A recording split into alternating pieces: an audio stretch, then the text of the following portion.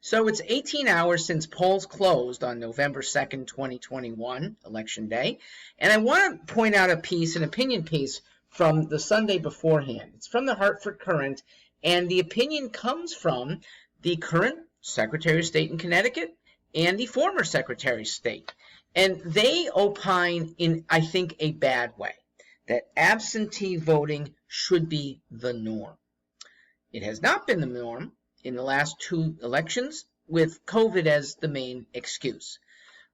COVID or not, there should not be widespread absentee voting.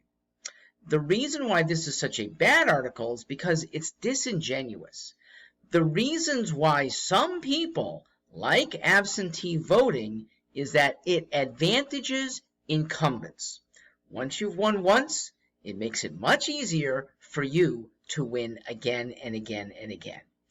We have absentee voting for people who are really have a hard time getting to the polls. Okay, they're open for 14 hours, but if you are serving away in the military, you have an absentee ballot, no questions asked. If you know you're going to be traveling out of state, you'll get an absentee ballot, no problem. And even if you are working 2 jobs or working 1 job and have child care responsibilities, that has never in my adult lifetime been exceptions. You would be able to get absentee ballots for those. But getting it for everyone, you all can stay home, loses something that I think is really important, civics. That actually going to a ballot location, casting a vote at a ballot location that is verifiable by multiple people and is a civic good. America invented democracy. We don't want to be losing it to just a bunch of ones and O's on computer typing. We don't want to have influence from Google and Facebook that looks almost as powerful as documents from the Secretaries of State themselves. We should be influenced old-fashioned way because it's good. It is not a big inconvenience to spend maybe 10 minutes each way driving, another 10 to 15 minutes at the polling place itself. Okay? Half hour out of one's day to do a civic. I'm not even going to call it a duty because you don't have to vote. A civic good.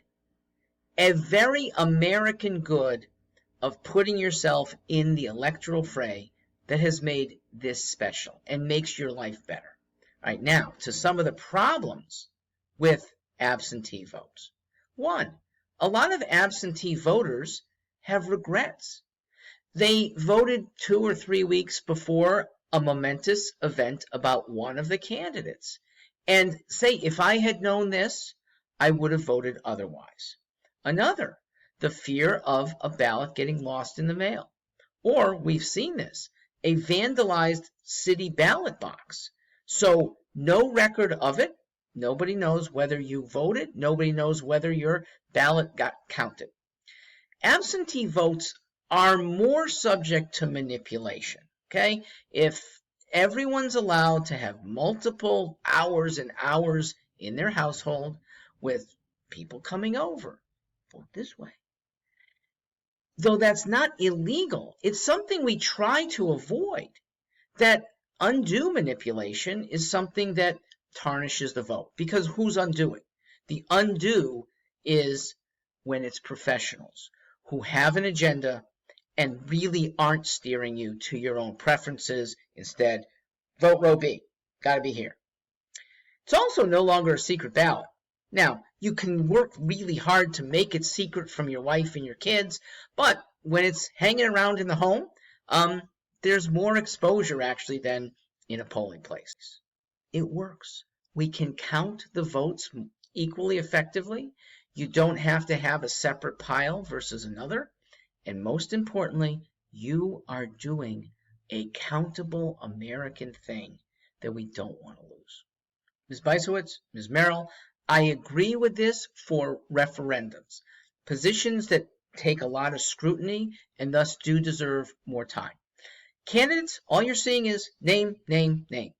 Easy to make oval, oval, non-oval. Let that continue. I'm Mark Stewart.